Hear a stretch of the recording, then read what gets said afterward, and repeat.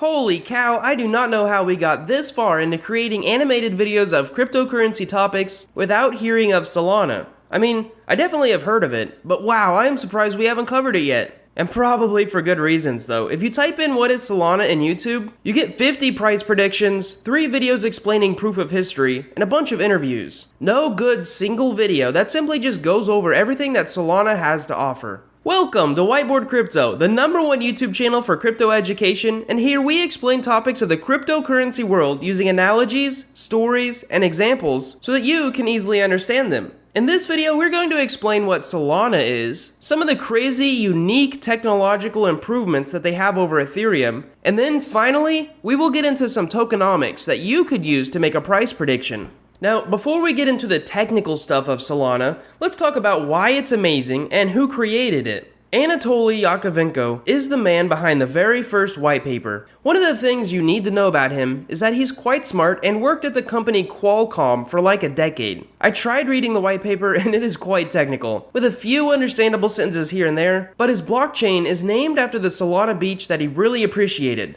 But let's get into why Solana's price has skyrocketed in the past few months. First of all, Solana has a block time of 400 milliseconds, which means they are very fast, especially when you compare that to Ethereum's block time of 10 seconds or Bitcoin's 10 minutes. Also, Solana boasts that they can handle up to around 710,000 transactions per second, which is like 30 times the amount that Visa currently handles. Although they've never actually been able to go past 50,000 in the past, this doesn't mean they can't do 710,000, it just means they haven't tried. So the Solana network is fast, it's monstrous, and it's also cheap. I would say that it's comparable to the Matic network, with transaction fees around 1/100th of a penny. Next up, let's get into what makes them so fast and so cheap. The first thing that we must explain is their consensus mechanism, which is a fancy way of saying how everyone agrees what the blockchain should be. Now, they don't use proof of work, and they don't really use proof of stake. Anatoly actually described a new system called proof of history in his white paper. It's basically proof of stake, but it adds in the special variable of time. So you need to know proof of history is not a consensus mechanism, but it is a way of integrating time into the blockchain data.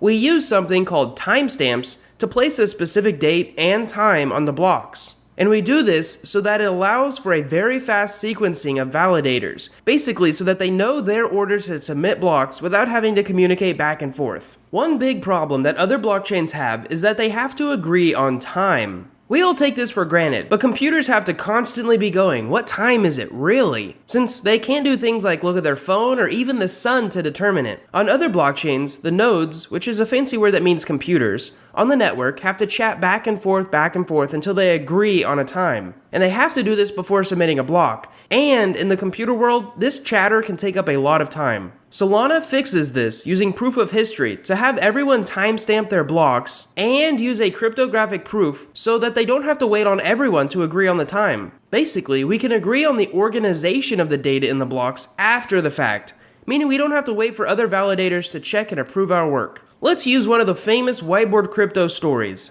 Think about it like this. If you want everyone in your family to send you a letter, and you want them to do it one day after the other, you have to first send a letter to them, and then they have to send all their letters to you. The time that both of your letters are in the mail is a long period of time. What if next time you saw them, you just said, hey, send me a letter at 4 p.m. on January 3rd. That way you would know that it's coming in, and you wouldn't have to waste time or resources asking them to. Long story short, you could set it up so that your uncle sends a letter on January 3rd, your aunt on January 4th, your cousin on January 5th, and then your grandma on January 6th. We want to read these letters in order, but the issue is that they each use different mail providers, like UPS and FedEx. Sometimes they take different amounts of time, and also your uncle is on a work trip, so he's a few thousand miles away. By having them all send their letters on the days that they're supposed to, they may not arrive in the exact order, but they wrote the time that they actually sent their letters in the letter, so that you can organize them when you get them. Basically, proof of history allows nodes to just keep throwing a bunch of blocks at us. And since some people have faster internet than others, we can assume that they're telling the truth about their sending date, and then organize them after we get them, then add them to the blockchain. Now there's a little bit more that goes into proof of history, but honestly it deserves its own video, so make sure to hit that subscribe button if you haven't already.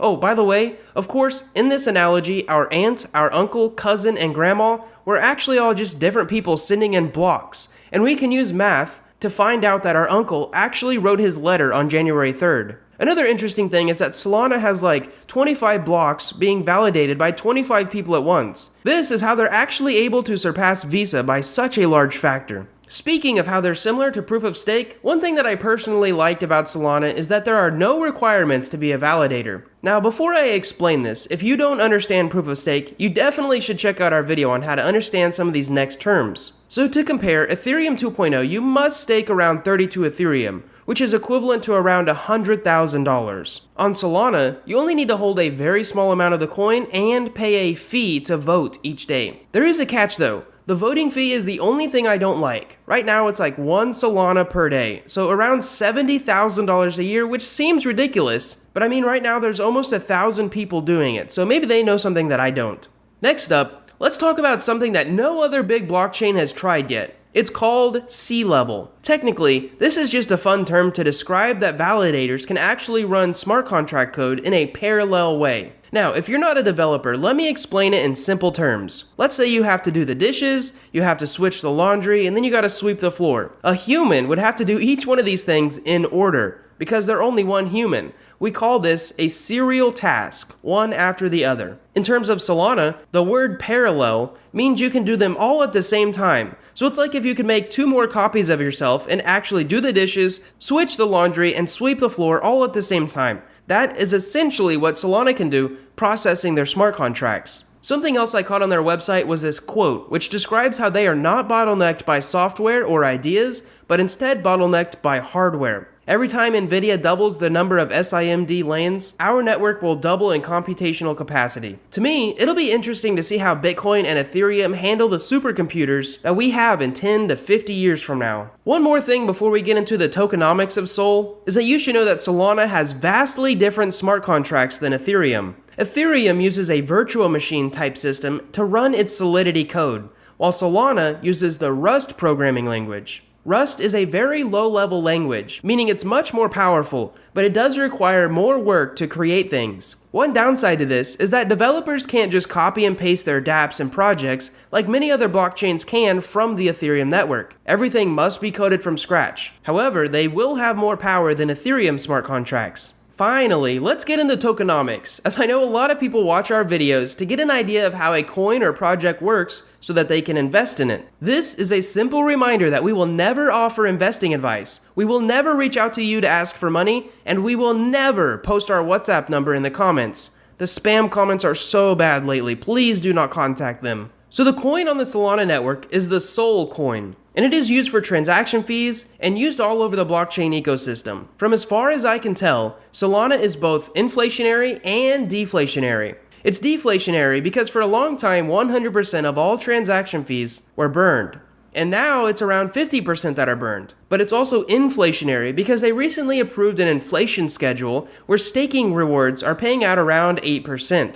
But they do get cut every few days by a very, very small amount until the final staking rewards hit 1.5% in 10 years. Now in terms of total supply, they initially started out with around 500 million tokens. And of course it will keep increasing due to the proof of stake rewards. Also, on the topic of early distribution, there are 4 private funding rounds before their initial ICO. Those 4 funding rounds and their ICO sold around 36% of their supply and at a very cheap price too. I mean, they were selling these things for like 25 cents each, while the price currently sits at $200. Another 13% of the tokens went to the founders of the project, another 10% went to the Solana Foundation, and the remaining 39% went to fund community initiatives, which is also currently held through the foundation. Now, some weird thing that I found out was that there was a Solana wallet holding like 13 million tokens, and nobody knew why, so they just burned a bunch of them. Definitely worth noting. One more thing worth mentioning is that Solana actually went down for around 6 hours in December of 2020.